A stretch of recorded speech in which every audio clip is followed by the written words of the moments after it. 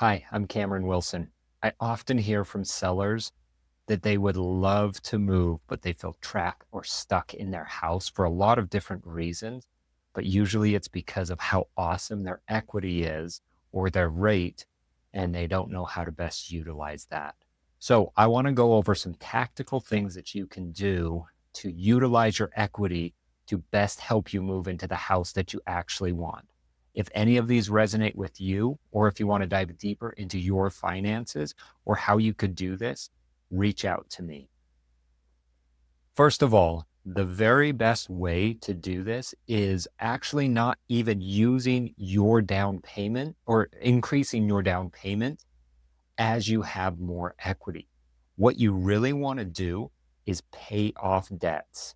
So tactically, how you could do this is if you go to a service like Credit Karma or Experian and add up the monthly payments of all of the debts that you have and the amounts of each of them, we can look how much you could pay off with your equity. Now, if you put down 5 or 10%, paid off the rest of your debt, what would your new payment look like? It might be very similar to your mortgage, plus all of your debts like credit card payments, car payments, student loans, all of that. So you might be able to get completely out of debt besides just your house. And this could be accurate if you got your home as soon as 2020, 2022, even, depending how appreciation has gone for you with your house. Now, another great option is to just rent your house out. And this is my favorite. If you cannot sell your house and keep your previous house, you are going to be better off. You get about 6% on average appreciation here in Utah.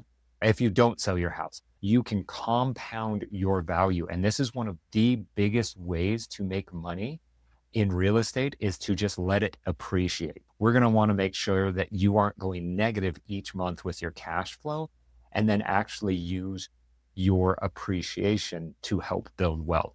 So what this could look like is you might even be able to pull money out of your current home that you're living in through like a HELOC, a home equity line of credit. If you do that, you should be able to put a down payment with that money and keep your property. As long as you can keep your mortgage payment and any other HELOC or any other loan that you get to go buy your new house, if that total amount is about 75% of the rent, then you should be able to cash flow and still save for things like vacancies or repairs and maintenance and things like that. That's the sweet number. Anything more than that, it's pretty easy to also have a property manager manage that property for you. So it is an awesome way to go about it.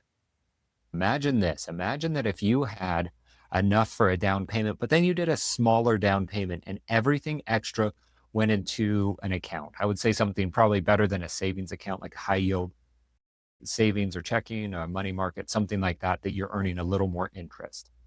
Now, from your current payment to your new payment, figure out how much money that actually is. This might be a few hundred or $1,000. And how long can that equity actually make the payment of that difference? I did this calculation with a client of mine, and he realized that he could pay the difference of his mortgage from the old mortgage he had to the new mortgage he was getting for 7 years before it caught up.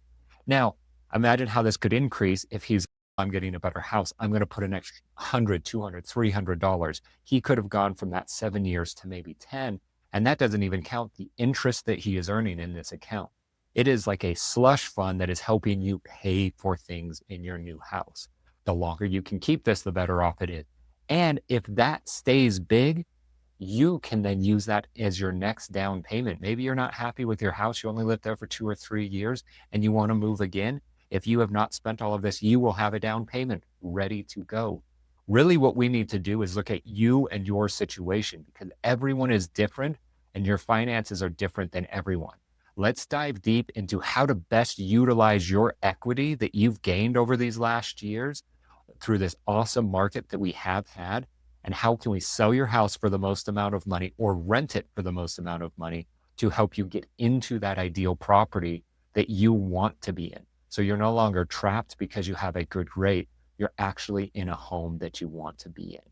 reach out. Let's have a chat to figure out how much your home is worth and then what you should be doing with that money for your specific circumstances, because these are three of many options that we could cover and things that we could do for you.